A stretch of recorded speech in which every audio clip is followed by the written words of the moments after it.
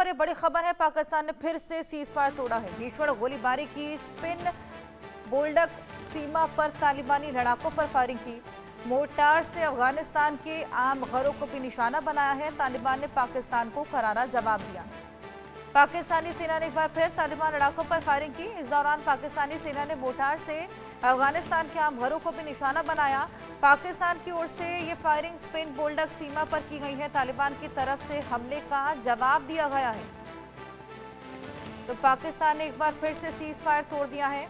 जो शांति बहाली की बात बीच में चलने लगी थी, लेकिन एक बार फिर यहाँ पर सीज फायर का उल्लंघन आशिक पाकिस्तान की ओर से ही किया गया।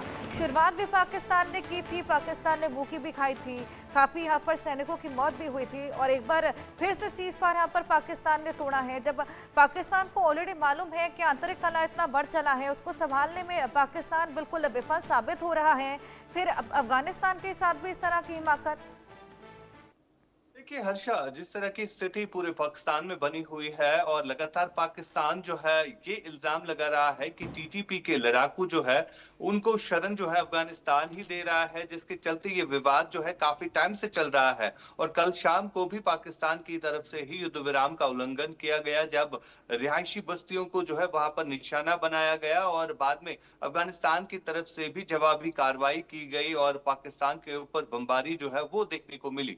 फिलहाल लगातार स्थिति जो है काफी ज्यादा नाजुक बताई जा रही है। हालांकि कुछ दिन पहले ही सीज फायर हुआ था और इस सीज फायर के एग्रीमेंट में ये कहा गया था कि दोनों देश जो है अब शांति से रहेंगे, और कहीं ना कहीं उस चीज को जो है अब पाकिस्तान तोड़ चुका है, क्योंकि युद्ध विराम का उल्लंघन फिर से पाकिस्तान ने किया है। और ये बताया गया है कि पाकिस्तान ने अब अफगानिस्तान के ऊपर ये इल्जाम लगाया है कि वो लगातार टीटीपी के लड़ाकों को जो है शरण देता है और उन्हीं के जरिए जो है यहाँ पर अगर हम खैबर पख्तूनख्वा के इलाकों की बात करें तो वहां पर कई सारे ऐसे इंसिडेंट्स हुए हैं जहां पर पाकिस्तानी सेना को जो है मात खानी पड़ी। फिलहाल अगर हम अफगानिस्तान की बात करें, अफगानिस्तान की तरफ से भी ये कहा गया है कि ये पाकिस्तान का इंटरनल मसला है। अगर टीटीपी के लड़ाकू पाकिस्तान में जो है वो आतंक मचा रहे हैं तो पाकिस्तान की सरकार और सेना क्या नाकाम हो चुकी है। तो कहीं ना कहीं एक बड़ा सिक्योरिटी कंसर्न भी पाकिस्तान की सरकार को झेलना पड़ रहा है, क्योंकि सिक्योरिटी के लिहाज से पूरी तरह से फेल हो चुका है। चाहे हम खैबर पख्तूनख्वा की बात करें या बलूचिस्तान की बात करें, और अब पीओके में भी जिस तरह के हालात बने हुए, तो इससे साफ तौर पर जाहिर हो रहा है कि किस तरह के वहां पर सिक्योरिटी लैप्स जो है वो बार बार सामने आ रहे हैं और इल्जाम जो है अफगानिस्तान पर लगाया जा रहा है, जिसके चलते कल जो है युद्ध विराम का उल्लंघन भी हुआ है, जिसमें आम नागरिकों को जो है टारगेट किया गया और जवाबी कार्रवाई में अफगानिस्तान ने भी जो है रिटेलिएट किया और लगातार तनाव की स्थिति जो है इस समय बनी हुई है।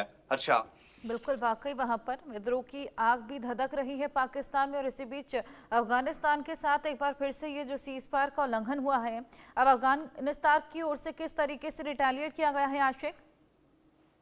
देखिए जिस तरह से सिविलियन पॉपुलेशन को वहां पर टारगेट बनाया गया है, कहीं ना कहीं ये एक बड़ा कंसर्न अफगानिस्तान के लिए भी है और रिटेलिएशन जो है देखने को मिला। और अब किस तरह से ये युद्ध रुकता है, क्या ये ज्यादा एस्केलेट होता है या नहीं, ये आने वाला समय बताएगा। फिलहाल जो है स्थिति काफी ज्यादा नाजुक बनी हुई है इन एलओसी एरियाज में, जो भी अगर हम बॉर्डरिंग एरियाज की बात करें। और फिलहाल की अगर हम बात करें तो पाकिस्तान की तरफ से ऐसा कोई जवाब जो है, ऐसा कोई बयान सामने नहीं आया है। सिर्फ यही कहा गया है कि जो टीटीपी है उनको शरण जो है अफगानिस्तान ही दे रहा है, जिसके चलते इस तरह के अटैक्स जो है वो किए गए हैं।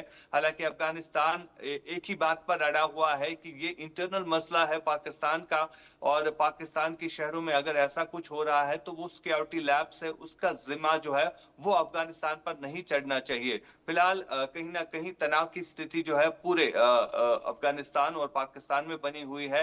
दोनों देश जो है कुछ दिन पहले ही सीज फायर कर चुके थे, लेकिन अब फिर से जो है स्थिति काफी बिगड़ चुकी है। अच्छा, बिल्कुल आशिक, अब देखना होगा कि आगे फिर से कैसे शांति बहाल होती है, क्या कुछ देखने को मिलता है। आप नजर बनाए रखिएगा। फिलहाल बहुत शुक्रिया।